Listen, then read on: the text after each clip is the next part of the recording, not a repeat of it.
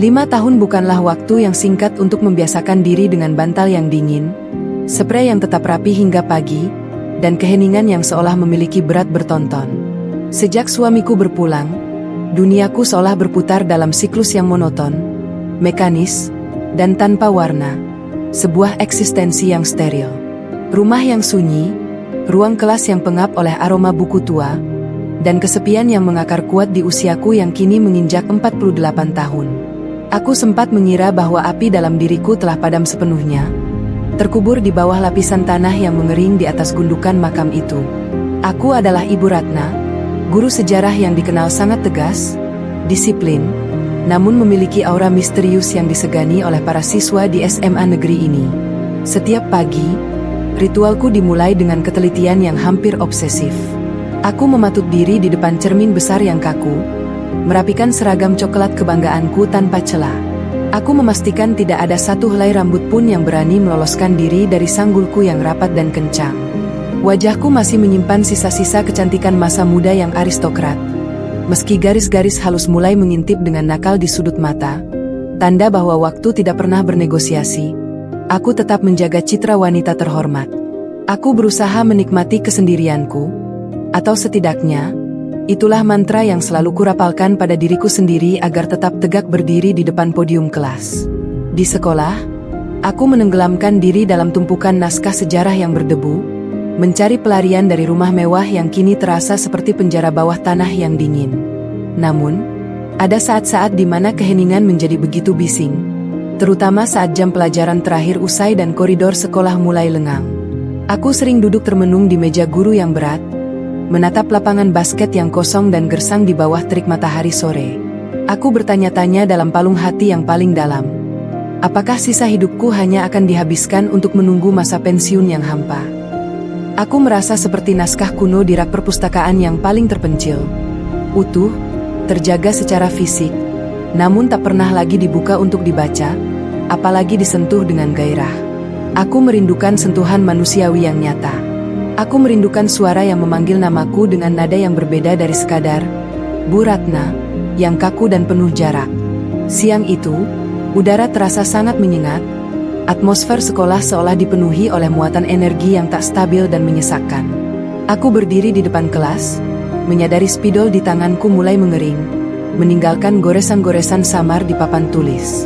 Pelajaran tentang kejayaan kerajaan Nusantara harus terhenti sejenak karena alat tulis yang tak kooperatif. Aku melangkah menuju ruang tata usaha, berniat meminta pengisian tinta. Di sana, di balik meja yang penuh dengan tumpukan berkas yang membosankan, aku melihatnya. Guntur, staf tata usaha yang baru beberapa bulan bertugas. Dia sedang sibuk, namun segera mendongak saat aku mendekat. "Mau isi tinta, Bu Ratna?" Sapanya dengan suara bariton yang berat, dalam, dan entah mengapa terdengar sangat hangat. Itu adalah sebuah frekuensi yang langsung menggetarkan saraf afalku yang sudah lama mati suri. Ia berdiri, tingginya sedikit di atasku, memberikan kesan dominasi maskulin yang instan. Meski usianya baru 40 tahun, ada kedewasaan yang sangat tenang dan aura maskulin yang matang di wajahnya yang bersih tanpa celah. Aku hanya mengangguk pelan sembari menyerahkan spidol itu.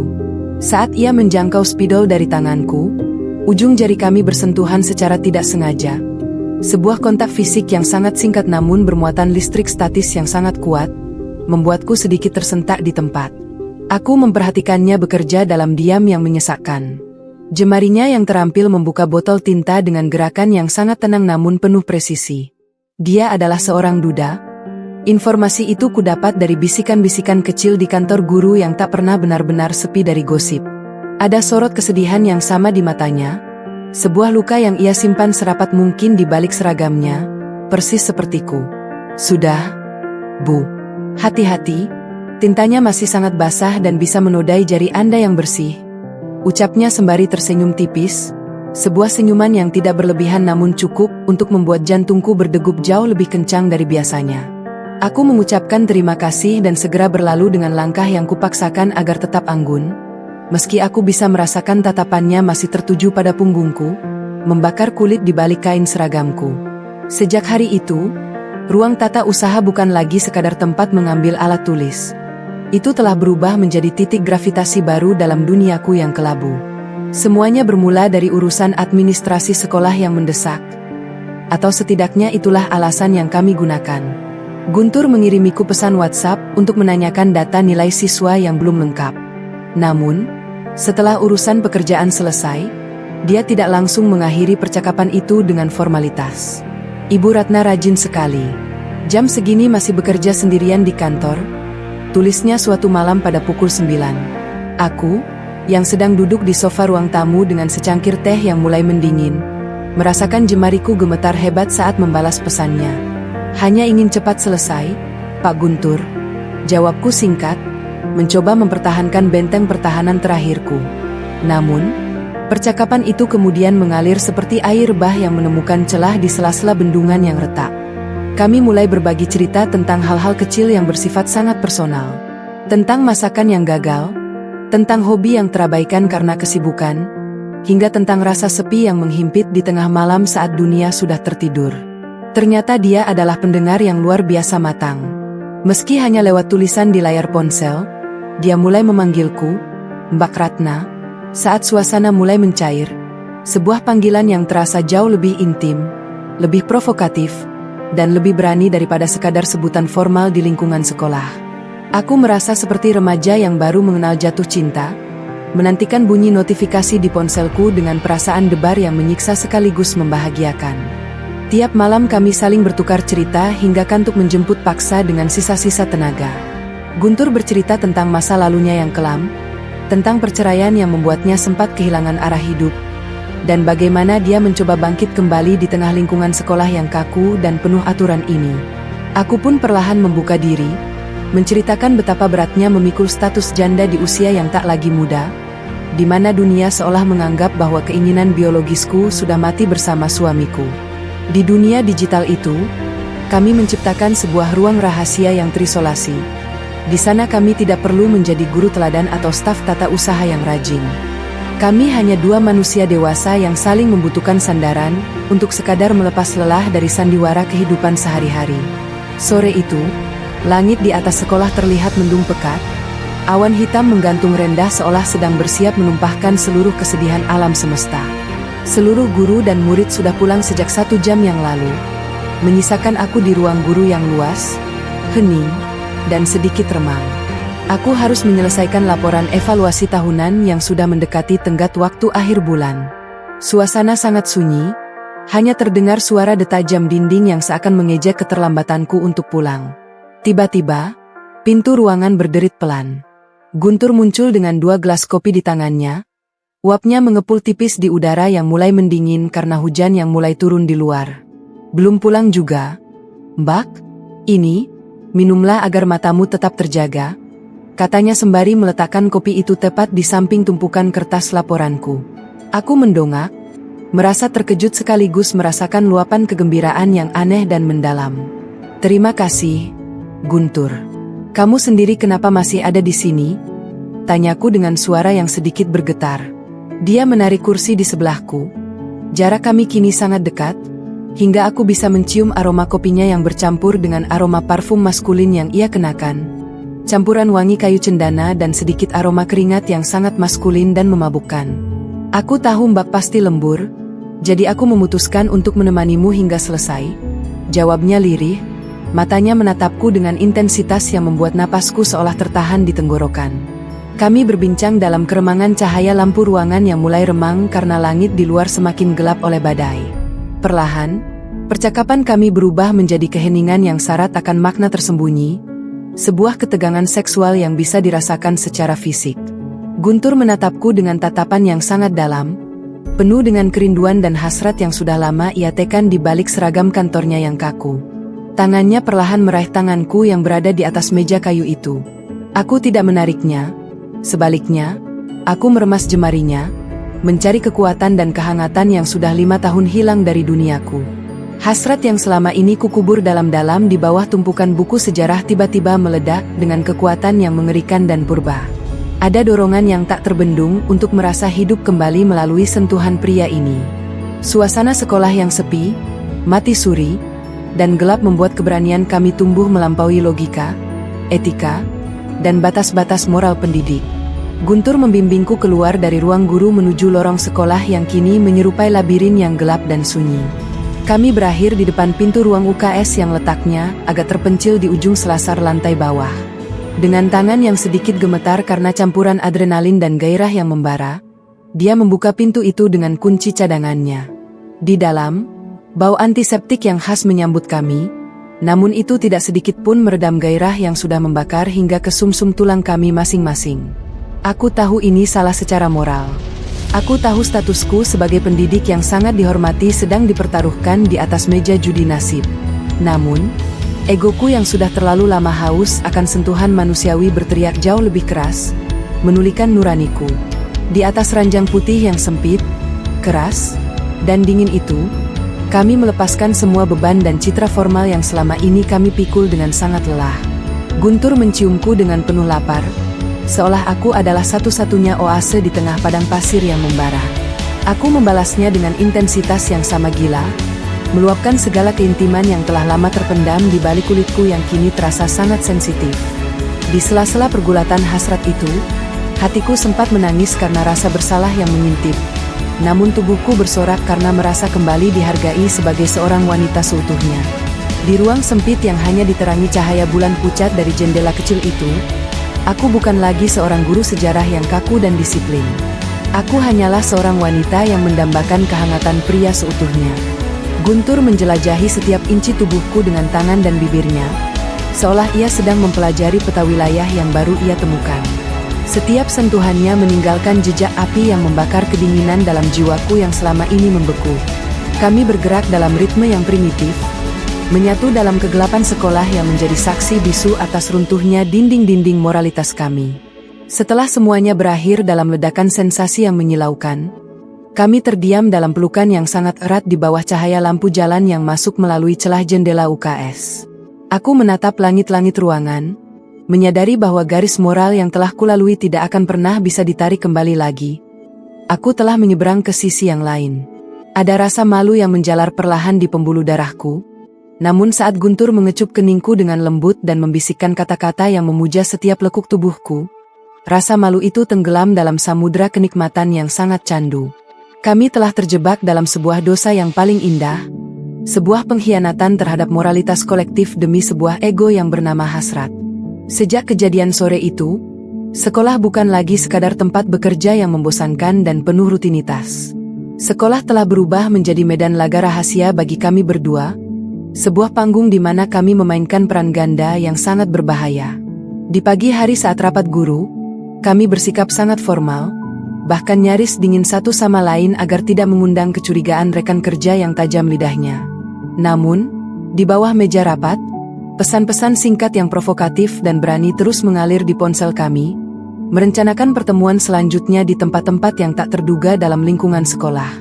Kami sering mencari alasan yang masuk akal untuk lembur bersama, memastikan bahwa semua orang, termasuk penjaga sekolah, telah meninggalkan gedung sebelum kami bertemu di pojok perpustakaan yang gelap atau gudang olahraga yang pengap. Hari Minggu yang seharusnya menjadi waktu untuk istirahat di rumah bersama keluarga, kini menjadi hari yang paling kunantikan dengan rasa lapar yang sulit dijelaskan. Kami akan membuat janji untuk bertemu di sekolah dengan dalih menyelesaikan administrasi sekolah yang tertunda, atau persiapan akreditasi. Gerbang sekolah yang terkunci rapat menjadi saksi bisu pertemuan kami di ruang-ruang kelas yang kosong, di mana meja-meja siswa yang bisu menjadi saksi gairah kami yang semakin liar dan tak terkendali. Kami seolah memiliki dunia paralel sendiri di mana waktu berhenti berputar, dan aturan masyarakat tidak lagi memiliki kekuatan hukum. Aku mulai terbiasa dengan kebohongan-kebohongan kecil yang kuberikan pada tetangga dan kerabat tentang urusan pekerjaan yang menumpuk. Meski di dalam hati aku tahu aku sedang berjalan di atas tali tipis yang siap putus kapan saja dan menjatuhkanku ke dalam jurang kehinaan. Namun, di balik kegembiraan yang meluap-luap itu, aku mulai merasakan kelelahan mental akibat persembunyian yang sangat melelahkan ini. Setiap kali aku melangkah masuk ke gerbang sekolah di hari Senin, aku merasa semua mata rekan guru menatapku seolah-olah mereka memiliki kemampuan untuk menembus kulitku dan melihat apa yang kulakukan di ruang UKS atau meja guru tempo hari. Guntur tetaplah sosok Guntur yang tenang dan terkendali. Dia tampak lebih menikmati permainan kucing-kucingan yang berisiko ini daripada aku. Baginya, Mungkin ini adalah sebuah petualangan maskulin yang mendebarkan setelah masa lalunya yang kelabu, tapi bagiku, ini adalah sebuah pertaruhan nyawa, martabat, dan seluruh reputasi yang telah kubangun dengan darah dan air mata selama puluhan tahun mengabdi sebagai guru. Kami terus beradu hasrat dalam keheningan gedung sekolah, mengabaikan nurani yang mulai berbisik paro di tengah malam saat aku sendirian di rumah muaku yang besar. Suatu sore, saat kami sedang berada di dalam gudang olahraga yang tertutup rapat, hanya beralaskan matras tipis yang berbau keringat lama, kami mendengar suara langkah kaki yang berat dan kunci yang diputar di pintu depan gedung utama. Jantungku hampir melompat keluar dari dadaku karena ketakutan yang luar biasa mendalam. Kami membeku dalam posisi yang paling rentan, saling menatap dalam kegelapan gudang yang pengap oleh aroma bola karet dan matras tua. Ternyata itu adalah penjaga sekolah yang kembali secara mendadak karena ada barang pribadinya yang tertinggal. Suara langkah sepatunya di selasar yang kosong terasa seperti detakan bom waktu yang siap meledak dan menghancurkan seluruh hidupku dalam sekejap mata. Kami menunggu dalam diam yang menyiksa selama hampir 30 menit, menahan napas seolah setiap tarikan udara bisa menjadi pengkhianat, hingga suasana benar-benar aman kembali. Kejadian itu meninggalkan bekas ketakutan yang sangat traumatik dalam benakku. Malamnya, aku tidak bisa memejamkan mata sama sekali. Aku membayangkan bagaimana jika kami benar-benar tertangkap basah dalam keadaan tanpa busana di tempat ini. Apa yang akan dikatakan oleh anak-anakku yang sudah dewasa dan sangat menghormatiku? Bagaimana wajahku di depan murid-muridku jika mereka tahu guru sejarah mereka yang diagungkan berperilaku seperti ini di tempat mereka belajar? Aku mulai menyadari dengan pedih bahwa hubungan ini mungkin tidak memiliki fondasi kokoh selain nafsu seksual yang membara di antara dua orang yang kesepian. Guntur adalah pria yang sangat baik dan perhatian, tapi kami berdua terlalu pengecut untuk membawa hubungan ini ke permukaan, ke hadapan publik, karena perbedaan usia yang cukup jauh, perbedaan status sosial, dan pandangan sosial masyarakat kita yang masih sangat kolot terhadap hubungan semacam ini. Aku mencoba menjauh darinya selama beberapa hari untuk menenangkan jiwaku yang mulai retak. Namun setiap kali aku melihat sosoknya di lorong sekolah atau mendengar suara baritonnya di ruang tu, seluruh pertahananku runtuh seketika hanya dengan satu tatapan matanya yang haus. Ia memiliki cara unik dan dominan untuk membuatku merasa sangat diinginkan, sangat sensual, dan sangat berharga sebagai seorang wanita. Sesuatu yang sangat sulit ditolak oleh wanita seusiaku yang sering merasa telah terlupakan oleh zaman dan kecantikan masa muda. Konflik antara logika yang dingin dan perasaan gairah yang membara ini membuatku sering melamun di tengah jam pelajaran. Bahkan beberapa kali aku hampir salah menyebutkan fakta sejarah yang krusial. Aku terjebak dalam lingkaran setan yang kubuat sendiri dengan penuh kesadaran dan kehendak bebas. Sebuah labirin tanpa pintu keluar yang nyata. Aku mencintainya, atau mungkin aku hanya sangat mencintai cara dia membuatku merasa hidup kembali, merasa berdenyut, dan merasa memiliki darah yang mengalir panas di dalam tubuhku. Namun, ketakutan akan kehancuran nama baik terus membayangi setiap desah napas kami saat kami bersama. Kini, setiap kali aku menatap cermin di pagi hari, aku melihat sosok wanita yang sangat asing bagi diriku yang dulu. Aku melihat seorang wanita yang lebih berani, lebih bergairah, lebih liar. Namun di saat yang sama, ia terlihat jauh lebih rapuh dan penuh dengan rahasia-rahasia gelap yang siap menghancurkannya. Hubunganku dengan Guntur terus berlanjut di bawah bayang-bayang gedung sekolah yang kaku dan penuh aturan. Sebuah labirin gairah yang pintu masuknya sangat mudah ditemukan namun jalannya sangat menyesatkan dan menyesakkan. Kami masih sering bertemu di hari Minggu yang sunyi, masih sering berbagi pesan-pesan mesra yang semakin hari semakin provokatif hingga larut malam, dan masih sering memanfaatkan kesunyian sekolah untuk menyalurkan hasrat yang seolah tak pernah ada titik jenuhnya. Entah sampai kapan kami akan terus bermain-main dengan api yang bisa menghanguskan kami berdua ini. Aku mulai berhenti bertanya tentang bagaimana masa depan kami nantinya, karena aku menyadari bahwa mungkin memang tidak ada masa depan bagi kami selain kenikmatan-kenikmatan sesaat yang kami curi dari waktu. Kami hanyalah dua orang asing yang kebetulan bertemu di persimpangan jalan kehidupan yang sangat sunyi, mencoba saling menghangatkan tubuh dan jiwa sebelum masing-masing kembali ke jalur yang dingin dan kaku. Aku menyadari sepenuhnya bahwa apa yang kami lakukan ini adalah sebuah pelarian liar dan tanpa kendali dari realitas hidup yang membosankan, hampa, dan steril. Selama lonceng sekolah masih berbunyi setiap pagi dan koridor-koridor gelap ini masih bersedia menjadi saksi bisu atas setiap sentuhan kami, rahasia ini akan tetap terkubur rapat di bawah ubin-ubin kelas yang dingin dan bisu. Aku berjalan menyusuri selasar sekolah sore ini, menatap matahari yang mulai tenggelam di ufuk barat dengan warna kemerahan yang sangat provokatif, mirip dengan warna gincu yang kukenakan saat menemuinya. Guntur sudah menungguku di ruang tata usaha yang remang dengan kunci cadangan di tangannya. Sebuah simbol kunci menuju duniaku yang lain, dunia di mana aku bisa menjadi diriku yang sejati tanpa topeng sebagai guru teladan. Aku menghela napas panjang untuk mengumpulkan sisa-sisa keberanianku, merapikan sedikit rambutku yang mulai terlepas dari sanggul, dan melangkah mantap menuju ke sana dengan debaran jantung yang sama hebatnya seperti hari pertama kami menyatu. Aku tidak tahu apakah aku harus menyesali dosa ini atau harus bersyukur atas kebangkitan gairahku. Yang ku tahu pasti, jauh di dalam lubuk hati, di dalam gedung tua yang penuh kenangan ini ada api gairah yang terus menyala dengan hebat, membakar habis sisa-sisa kewarasanku sebagai seorang pendidik yang dihormati. Dan aku, dengan penuh kesadaran, membiarkan diriku hangus menjadi abu di dalamnya, asalkan aku bisa merasa hidup satu detik lagi dalam pelukannya.